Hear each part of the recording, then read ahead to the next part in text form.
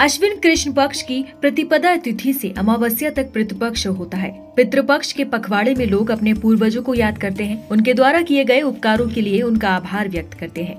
इस पूरी अवधि में खान पान, आचरण और व्यवहार में विशेष परिवर्तन अपनाने पड़ते हैं। इसमें नए और शुभ कार्य करना वर्जित है। इस बार पितृपक्ष 18 सितंबर से लेकर 2 अक्टूबर तक रहेगा और आज पितृपक्ष में पहला श्राद्ध किया जाएगा। पितृपक्ष की हिंदू धर्म में विशेष धार्मिक मान्यता होती है। माना जाता है कि पितृपक्ष में पितरों की पूजा आराधना करने पर पूर्वजों को मोक्ष की प्राप्ति होती है। पितृपक्ष को श्राद्ध भी कहा जाता है। पहले दिन किसका श्राद्ध होता है? पितृपक्ष में पहला श्राद्ध प्रतिपदा तिथि का श्राद्ध होता है। ये श्राद्ध उन पितरों के लिए किया जाता है जिनकी मृत्यु हिंदू पंचांग के अनुसार प्रतिपदा तिथि को हो जाती है। इस दिन पितरों को तर्पण और पिंडदान किया जाता है। पंडित या पुरोहित की सहायता से श्राद्ध कर्म किए जाते हैं। परिवार के सदस्यों द्वारा पितरों की आत्मा की शांति के लिए प्रार्थना की जाती है और उन्हें श्रद्धांजलि अर्पित की जाती है।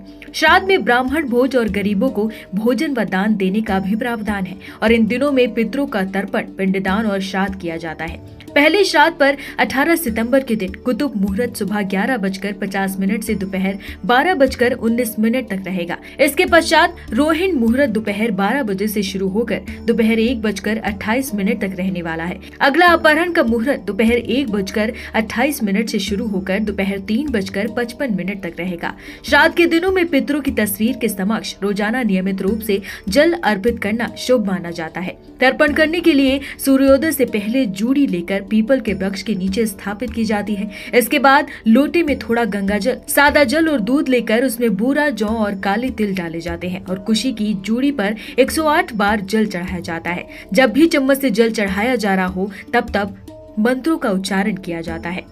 किन बातों का ध्यान रखना चाहिए? श्राद्ध के दिनों में मान्यता अनुसार कुछ बातों का ध्यान रखना बेहद जरूरी होता है। घर के सबसे वरिष्ठ पुरुष के द्वारा ही नित्य तर्पण यानी पितरों को जल चढ़ाने की विधि पूरी की जाती है। घर पर वरिष्ठ पुरुष सदस्य ना हो तो पौत्र या नाती से तर्पण करवाया जा सकता है। पितृपक्ष में सुबह और शाम स्नान करके पितरों को याद किया जाता है। पितरों का तर्पण करते हुए तीखी सुगंध वाले फूलों का इस्तेमाल न करने की सलाह दी जाती है और मध्यम सुगंध वाले फूलों का इस्तेमाल किया जाता है। इसके अलावा पितृपक्ष में गीता का पाठ करना भी शुभ माना जाता है। पितृपक्ष में श्राद्ध कार्य किसी से कर्ज लेकर करना सही नहीं माना जाता है। किसी के दबाव में भी पितरों का तर्पण या श्राद्ध आदि नहीं करना चाहिए, बल्कि ये कार्य स्वेच्छा से होना चाहिए।